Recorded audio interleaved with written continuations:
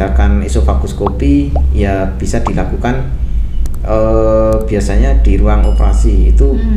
Paling banyak kalau di THT untuk pengambilan ini benda-benda asing yang masuk ke saluran pencernaan. Biasanya orang gara-gara makan tuh ya, makan ikan durinya nyangkut. Makan ikan paling banyak ini dok apa ya? Kalau orang sini istilahnya koyor itu, daging koyor. Oh, kayak keloloten gitu ya? Iya, keloloten. Nyangkut. Iya, nyangkut. Itu nggak bisa turun sendiri tuh? Iya, tergantung besar kecilnya. Kalau terlalu besar terus memang di esofagus atau sempit ya. Jawanya kerongkongan. Itu esofagus itu istilah kita kerongkongan itu ternyata ada penyempitan. Kalau dia nggak bisa melewati penyempitan itu ya udah di situ terus nyangkut. Gitu. Kalau dimuntahin nggak bisa ya? Dimuntahin pun nggak bisa. Kalau misalnya gini gelak-gelak gitu terus dipancing untuk muntah tetap nggak bisa. Ya kalau masih posisinya longgar masih bisa, tapi ternyata dia kejepit itu ya udah dimuntahin nggak bisa, terus ditelen juga nggak bisa turun.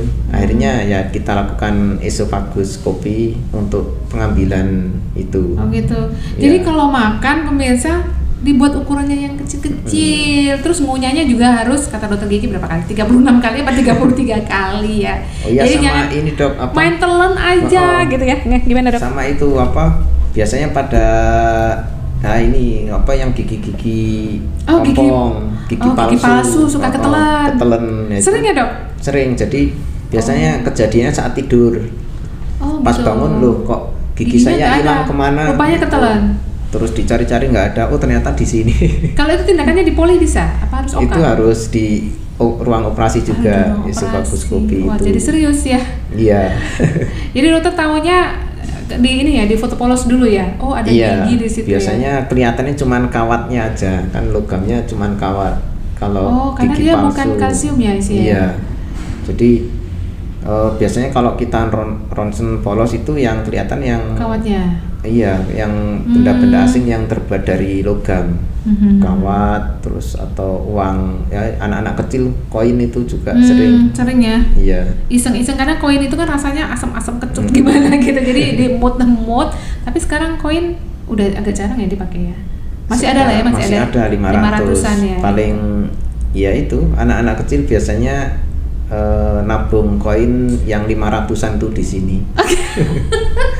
Bisa aja bercanda. Iya. Dokter rheumatolog kan aslinya kan udah pemalu, pendiam, suaranya nggak denger, tapi bisa bercanda juga ternyata. Terus ada apa lagi tuh dok? Operasi tonsil ya? Iya, amandel itu tonsil. Terus sinusitis, iya. Apalagi untuk saat sekarang zaman dengan perkembangan zaman, operasi sinus itu bisa pakai endoskopi dok. Oh gitu, jadi minimal invasif? Iya, minimal invasif. Terus kita menjangkaunya lebih bisa sampai, kan banyak rongga sinus itu, nggak cuman yang sinus maksila. Ternyata di dalam rongga hidung itu ada banyak sekali sinus. Di belakang hidung ini ada sinus etmoid. Itu baik yang depan atau belakang itu ya, terus sini ke frontal, terus yang sinus dalam frontalis, lagi ke sphenoidal ya. Jadi ada banyak sinus yang kita punya, tapi biasanya tuh cuma satu sinus aja yang kena ya dok ya? Bisa semuanya dok. Bisa semua? Masa sih semua sinus? Iya, seraka banget. Namanya pansinusitis. Oh, pansinusitis gitu ya? Enggak, kalau misalkan sudah lebih dari satu organ sinus, artinya udah pansinusitis. Ya. Oh bisa ya. Sebetulnya kalau dari ini nih epidemiologinya lebih banyak yang atas apa yang bawah? Paling banyak itu yang bawah. Karena yang lebih rendah ya. Ya. Masuk ke sini gitu. Tidak juga sih ya. Karena kalau yang paling banyak kan maksila ya. Maksila kan dia penyebabnya bisa dari faktor anatomi hidung sendiri yang tadi saya bilang, bisa jadi dari gigi gitu. Maksila itu maksudnya di belakang pipi ini lah pemirsa. Yang paling besar itu. Iya, jadi ada tulang yang dalamnya tuh isinya rongga. Jadi kalau misalnya ada sesuatu, misalnya kata dokter Roma tadi hidungnya bentuknya miringnya terlalu parah sehingga gampang terjadi infeksi yang akhirnya masuk ke sana ya dok ya? Iya. Kalau lama terjadi bertahun-tahun, berbulan-bulan bisa bikin sinusitis. Itu yang dirasakan pasien gimana tuh dok? Pilek terus atau gimana? Pilek terus tidak sembuh. Nggak sembuh-sembuh. Nggak sembuh terus bisa dilihat dari ini warna ingusnya. Jadi ingusnya itu biasanya kuning, kehijauan, bau, udah terinfeksi ya soalnya. Terinfeksi ya. Terus paling juga yang mengganggu itu namanya istilahnya postnasal drip. Jadi meler terus. Melernya kerasanya ke belakang. Oh, ketelan jalan ke belakang. Jadi kayak orang pilek keleler gitu ya. Keleler di tenggorok. Kalau kita pilek turunnya ke bawah, tapi ini pilek yang turunnya ke belakang. Jadi orang itu aku ngelek ingus nih gitu ya. Saat kerasa ya. Nempel itu, pusing, sakit kepala, daerah muka. Oh, itu jadi cirinya dari sinusitis ya? Iya, kayak gitu ya. Di antaranya. Kemudian ada tadi septoplasti ya dok ya? Iya, septoplasti itu operasi untuk ini meluruskan sekat hidung. Kalau bikin mancung dok, namanya apa dok? Itu septorinoplasti. Oh gitu. Ya, tapi itu di kita sih belum. Plastik ya gitu ya, beda plastik ya untuk kecantikan gitu ya. THT juga sih dok. Oh THT juga. Tapi itu harus harus melakukan pembelajaran lagi. Oh, jadi itu harus fellowship lagi? Iya. Oh, fellowship lagi ya. Oke, kemudian ada tracheostomy. Oh iya, tracheostomy. Itu apa tuh dok? Tracheostomy itu ini pada kasus-kasus sumbatan jalan nafas, jalan nafas atas tapi ya. Jadi dibagi Jadi kalau jalan nafas atas itu kan dari pita suara itu dok, laring, pita suara itu ya isinya pita suara. Nah kemungkinan terjadi sumbatan di area-area situ.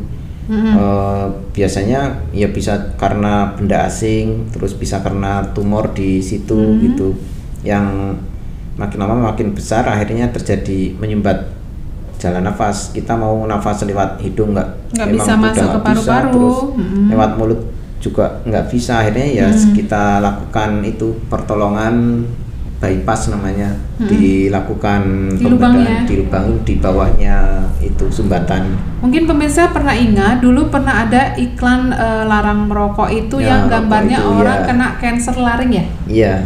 Kanker laring, kemudian dia bicara dengan suara yang berasal dari sini. Jadi itu namanya di tracheostomy dan ikut permanen ya dok ya? Permanen, iya. Permanen untuk menyelamatkan hidup. Jadi jangan merokok. Iya. Ya dok, jadi faktor risikonya itu ya? Iya, salah satu faktor risikonya itu. Kemarin kita bicara dengan dokter urologi, dokter Haji juga, ternyata kata dokter Haji orang perokok berat itu bisa selamat dari kanker paru, tapi dia bisa kena kanker kandung kemih. Kalau di THT bisa kena juga kanker nasofaring atau apa? Bisa nasofaring, bisa laring. Di sepanjang jalan ini ya pokoknya. Iya. Jadi kalau orang merokok itu kan dihisap, sebelum masuk ke paru dia melewati organ-organ tadi ya. Jadi lewat faring, laring atau tenggorokan, kerongkongan, sepanjang itu yang terpapar dengan asap rokok bisa timbul kanker ya dok ya? Iya, kanker. Oke, kemudian ini ada namanya operasi timpanomastoidektomi. Itu apa dok? Operasi timpanomastoidektomi itu operasi area telinga dok. Jadi yang sini ya? Iya. Yang tulang menonjol di belakang telinga itu ada tulang menonjol? Iya, ini kan ada tulang. Itu namanya tulang mastoid. Iya. Biasanya kita lakukan operasi tersebut terbanyak pada orang-orang infeksi ini telinga tengah. Ya istilahnya di kita congean itu dok. Oh congean. Jadi itu kupingnya meler. Iya meler. Keluar cairan terus. Keluar cairan yang kita obati dengan obat-obatan minum, tetes, ternyata tidak ada perbaikan, nggak mempan. Ya akhirnya ya kita putuskan itu pembersihan tulang mastoid itu. Jadi di tulang mastoid itu seperti kayak dibor gitu. Dibor ya. Jadi ada rongga-rongganya itu dok kayak. Disedot. Sarang dihilangkan ya sarang tawon. Jadi itu sarang tawon itu kita bersihkan dengan dibor. Jadi dibersihkan sarangnya itu. Dibersihkan apa dihilangkan juga, diambil? Diambil juga, dihilangkan. Jadi nanti rongga mastoid kita itu tidak ada sarang tawonnya lagi, itu bentuk-bentuk sarang. Nanti itu efeknya jadi apa itu? Jadi nggak dengar atau gimana? Selama telinga dalam masih bagus, insya Allah masih bisa mendengar. Jadi nanti kita menghilangkan infeksinya, terus biasanya kalau pasien-pasien seperti itu dia kendang telinganya sudah lubang, sudah pecah. Jadi kalau sudah pecah dia permanen, memang sudah tidak punya kendang lagi. Ya, kan timpanomastoidektomi. Itu jadi, bertetangga. Jadi kalau depan kena merembet sampai belakang ya. Terus mastoidektomi kita kerjakan, terus nanti kita supaya tidak terjadi infeksi berulang lagi, nah baru kendang telinganya, timpannya itu kita perbaiki juga. Kalau dibuat ini ya, kendang palsu gitu. Kendang palsu dari selaput otot. Jadi kita tempel yang baru. Iya, buat yang baru. Gitu ya. Jadi kalau misalnya dioperasi mastoid timpani mastoid, jadi nanti tulang ini udah nggak ada. Ya, gepeng gitu. Ngerowong aja. Ya masih ada, cuman dia ngerowong, cekung ya. Kita gitu. Buat mungkin pemirsa ada yang bertanya-tanya itu.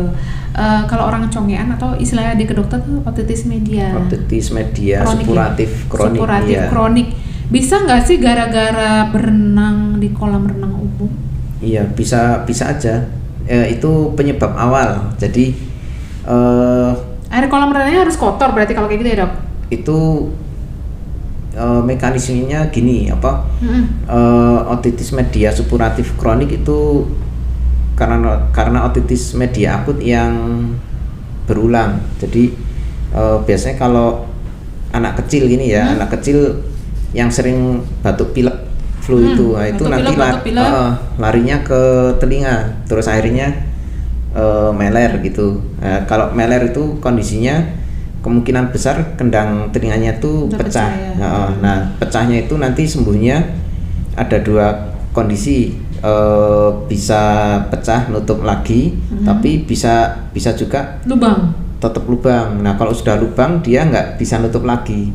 Maksudnya kalau pas saat itu pecah terus nggak nutup lagi, terus tapi ternyata lubang lama ya sudah nggak bisa nutup lagi. Jadi maksudnya hubungannya sama berenang tadi, dia sudah lubang dulu kemudian dia berenang, dia infeksi gitu, atau dia belum berlubang dia berenang kemudian dia bisa pecah? Nggak? Ya bisa aja. Jadi orang berenang kalau kan bisa aja karena kedalaman juga, karena menyelam itu dong, diving ya. Itu namanya baru trauma, itu bisa menyebabkan, kan tekanannya negatif, itu bisa menyebabkan kendangan telinga pecah.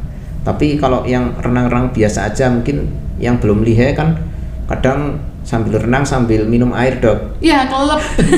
Itu saya banget. Sambil minum air kadang masuk ke hidung. Napas pun lewat hidung di dalam air.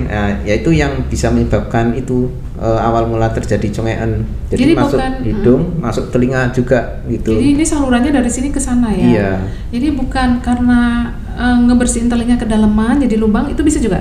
Nah, itu kalau gini ternyata dikagetin sama tetangganya nah itu terus tambah masuk, akhirnya jadi lubang ya, itu trauma kendang telinga. Tapi gitu. Kalau membersihkan telinga terus karena renang tapi tidak sampai, maksudnya tidak masuk lewat dalam, itu paling infeksinya cuma telinga luar saja di sebelum kendang telinga. Selama kendang telinganya aman, pendengaran tetap baik ya, Dok? Masih baik, iya. Tapi kalau udah lubang pasti dia turun ya? Ya turun lah 10-20% gitu kalau. Oh nggak banyak, saya kira sampai 90%, jadi masih bisa mendengar masih suara bisa ya? mendengar. Kadang kondisi, misalkan udah terbiasa memang dari kecil dia sudah lubang, ditanya waktu dewasa ya telinga kanan kiri hampir sama, nggak ada bedanya.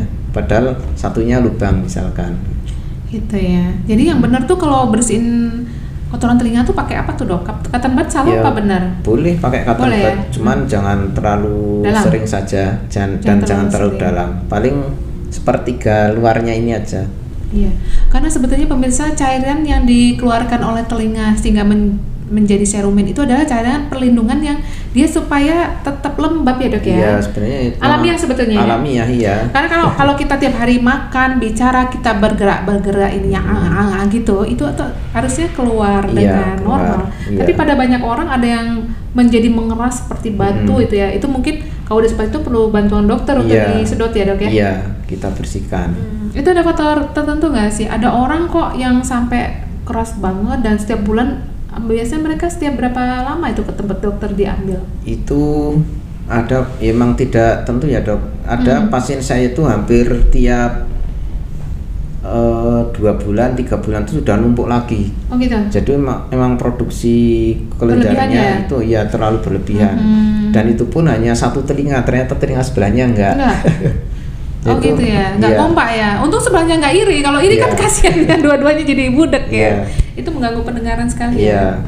Kalau faktor makanan nggak ada pengaruh ya? Faktor makanan, nah itu memang kurang ini dok. Apa maksudnya? Studi yang beberapa literatur saya baca memang belum ada ini. Nggak ada hubungan langsung.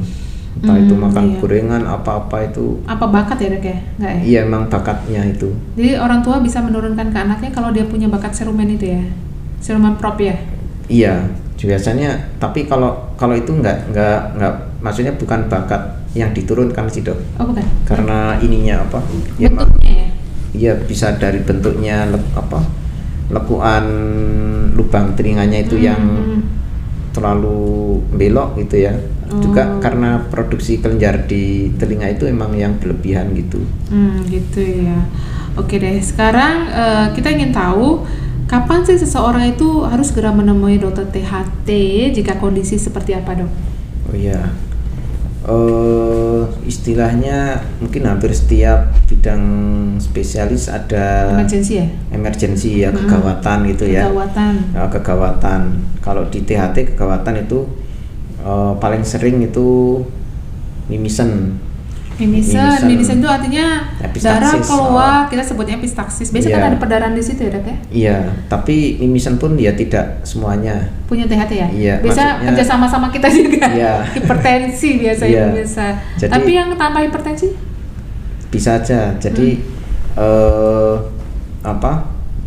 paling sering ya karena tumor, terus karena ini kalau anak-anak kecil gitu ya, sering banget itu.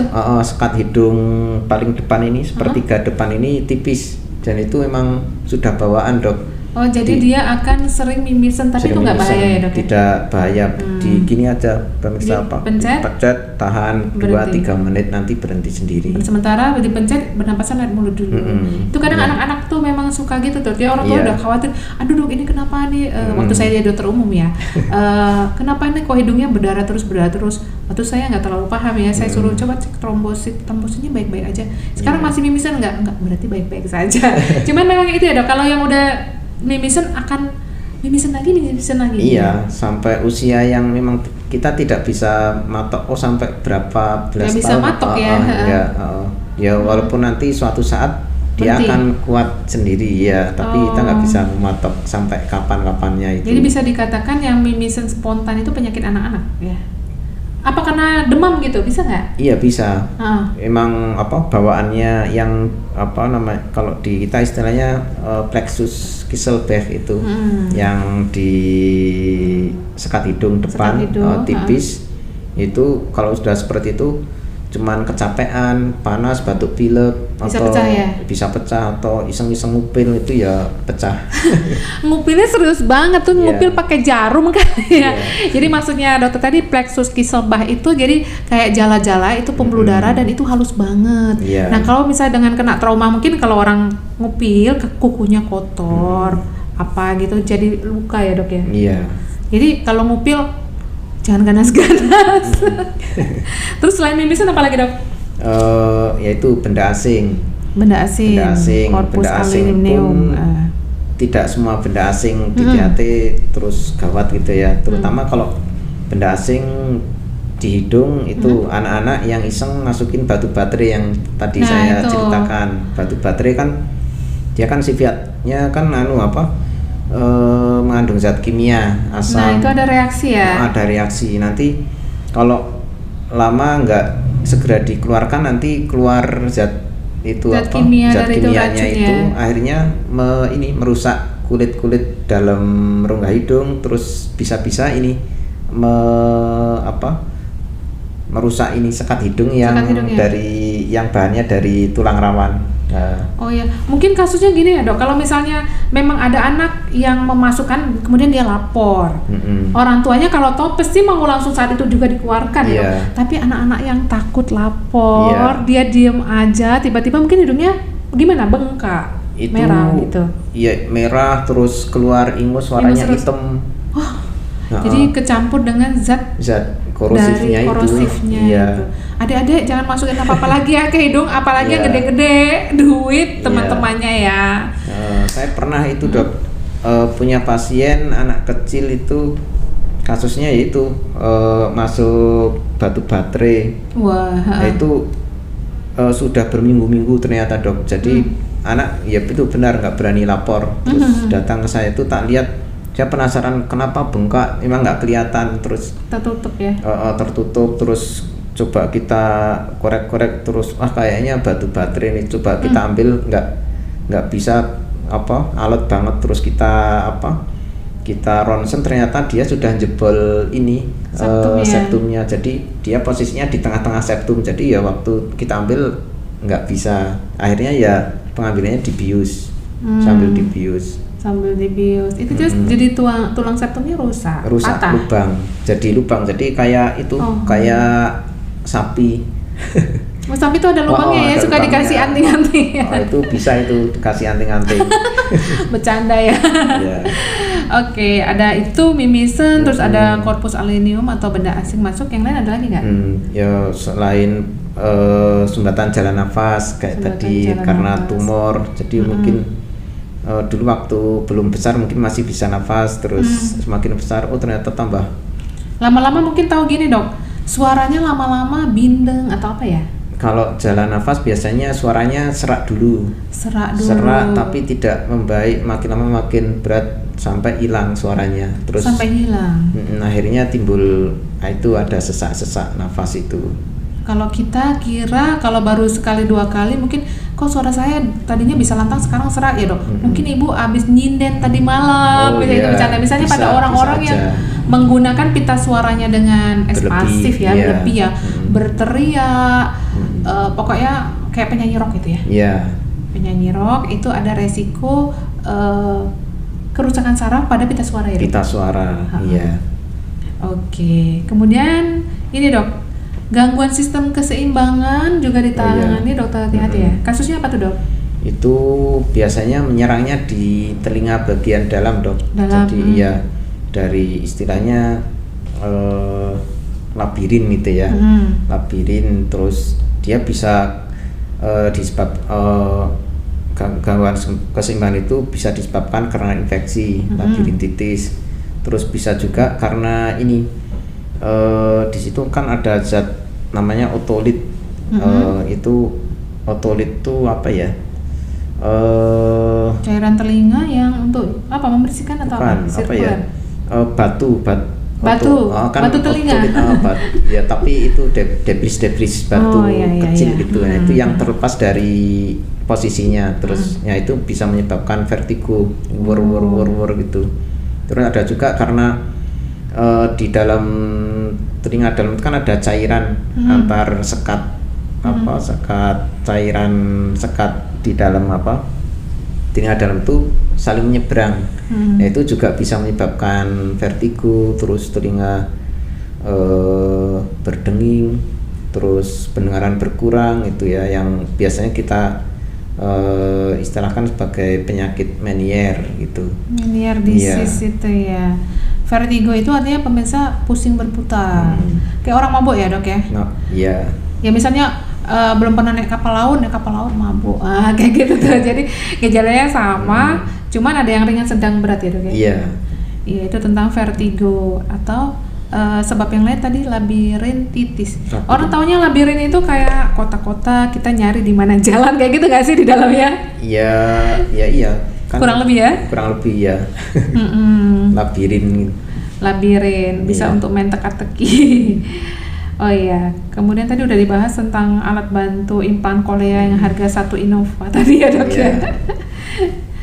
Oke, kemudian untuk leher tadi ada tumor nasofaring ya, bisa Iya. dijelaskan dok? Oh iya, nasofaring.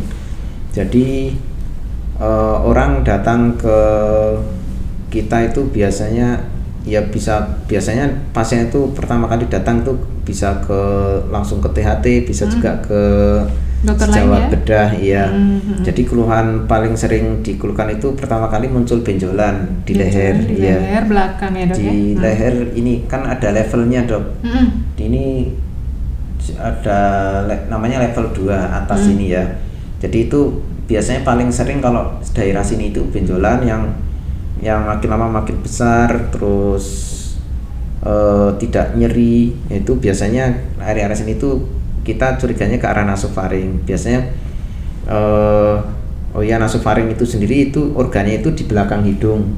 Jadi hidung musim COVID ini. Jadi kalau pemeriksaan swab itu ya di nasofaring itu dok. Jadi masuk luka hidung sampai mentok sana. Nah itu nasofaring. Nah di situ ada tumor. Biasanya selain muncul benjolan di leher sini, pasien disertai keluhan telinganya bumpet. Jadi bisa berdenging, bisa bumpet. Penurunan pendengaran juga. Iya. Terus selain itu mimisen, keluar darah dari lubang hidung. Mimisen, terus sakit kepala, terus nyebar ke atas lagi sampai ini bisa jadi mata menjadi juling sebelah. Oh terus, gitu ya, kalau besar banget ya? Iya besar banget, menekan saraf-saraf mata gitu ya. Itu. Faktor risikonya apa tuh dok?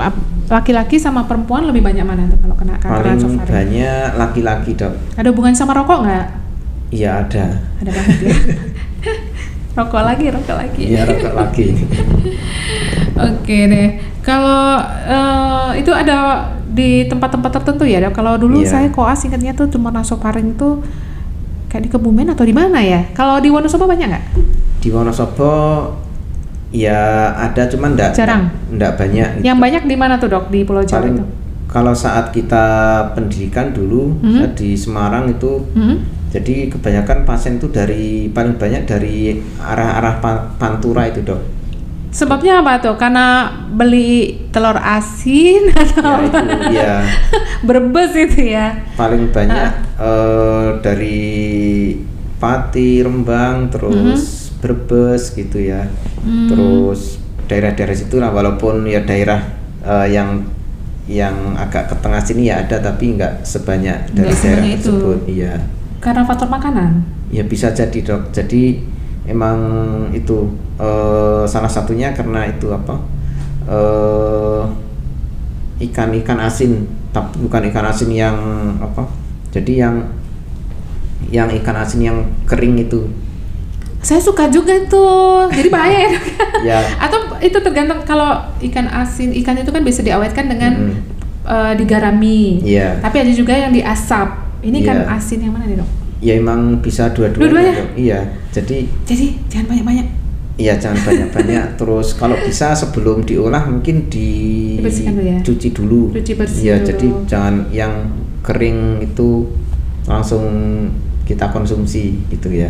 Jadi istilahnya dibuang dulu. Iyalah, dinetralisir dulu biar nggak terlalu ini juga gitu. Gitu. Ya. Oke deh. Kalau misalnya udah ketahuan itu kanker nasofaring, itu diapain tuh dok? Biasanya kita periksa dulu, kita tegakkan diagnosisnya, kita ambil sampelnya, kita operasi kecil lah istilahnya. Biopsi ya? Iya biopsi. Kalau itu ternyata dari biopsi bilangnya oh ini kanker, sel kanker, ya kita cari, kita tentukan stadiumnya dulu, stadium 1, 2, 3 atau 4 gitu ya. Ya pengobatannya untuk nasofaring ini di Indonesia memang baru bisa dilakukan kemo sama radiasi aja dok. Emang ada cara lain? Ada operasi. Tapi operasi kan itu daerahnya mau Iya. di kepala ya, bahayanya kayaknya lebih besar daripada Iya, ini. makanya itu keuntungan dioperasi sama nggak dioperasi lebih untung nggak dioperasi. Kalau Lebih hidupnya mungkin lebih lama ya. Kalau kalau jangan-jangan harus, dioperasi. ya buka sini menuju ke sana. Oh iya, Kecuali pokoknya kalau stadiumnya masih kecil, paru secenil itu ya mungkin diambil terus hilang, itu bisa. iya pemirsa. Jadi hampir untuk semua penyakit cancer itu kita punya staging istilahnya. Jadi stage ABCD Iya. atau stage 1, 2, 3, 4 A, 4B itu yang paling berat atau parah. Bisa diukur dari besarnya tumor atau bisa juga dari penyebarannya. Nah, kalau misalnya kasus THT ini tadi mungkin dia sudah besar banget, lebih dari 5 cm biasanya, Dok ya. Iya. Ketawanya nggak waktu masih bayi, masih 1 mili, 2 mili, 1 cm, mesti lebih besar dari itu ya, Dok? Iya, biasanya datang sudah terlambat. Sudah terlambat. Jadi nggak ada yang datang tahap awal ya. Rata-rata mungkin dokter kalau ketemu udah stadium berapa itu? 3, 4. Sudah, iya 3-4. Yang 3-4. stadium 1 ya ada sih 1-2 tapi jarang sekali. Mungkin ketemunya nggak sengaja juga itu. Iya, kadang nggak sengaja hidung kok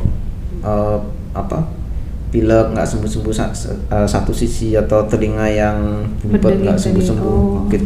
Biasanya kita emang awalnya kita obati untuk keluhannya itu, tapi kok nggak sembuh-sembuh, kita endoskopi, ternyata di situ di nasofaring ada sesuatu ya. Oh iya. Kemudian ini kaitannya tadi dengan penyebab telinga berdenging itu apa saja sih? Oh iya, telinga berdenging bisa karena ketuaan ya, faktor umur. Ya, terus bisa karena obat-obatan gitu ya. Obat apa tuh, Dok ya? Misalnya? Obat-obat yang istilahnya ototoksik. Oh iya, Ototoksik. misalnya kalau obat TBC itu rifampicin. Iya itu. Terus kemudian karena paparan suara keras gitu ya, suara keras yang melebihi desibel yang boleh kita dengarkan gitu ya. Terus karena faktor-faktor penyakit yang lain mungkin dari dokter, mungkin ini DM gitu juga bisa bikin tinnitus juga atau iya, berdenging. bisa berdenging. Terus ya bisa juga karena ini juga yang paling ringan itu tadi serumen yang menyumbat. Ya? Kalau itu pasti itu sering banget, berarti kalau yang sering serumen itu sering berdenging gitu. Rasanya ada yang merasakan berdenging, ada juga yang merasakan ya tersumbat aja. Kadang kalau orang Jawa bilangnya berdenging itu lagi dirasani orang lain. Iya. Gak ada hubungannya ya, Dok ya? Ada hubungannya, iya. Gak ada hubungan sebab akibat. Oke, kayaknya udah cukup ya nanti untuk pengenalan tentang peran dokter THT, penyakit apa saja yang beliau tangani. Kemudian ini dokter prakteknya di mana aja, Dok? Untuk saat ini saya di RSUD Seconegoro Wonosobo. Harinya hari Selasa, Kamis, sama Sabtu. Jamnya jam kerja pagi ya.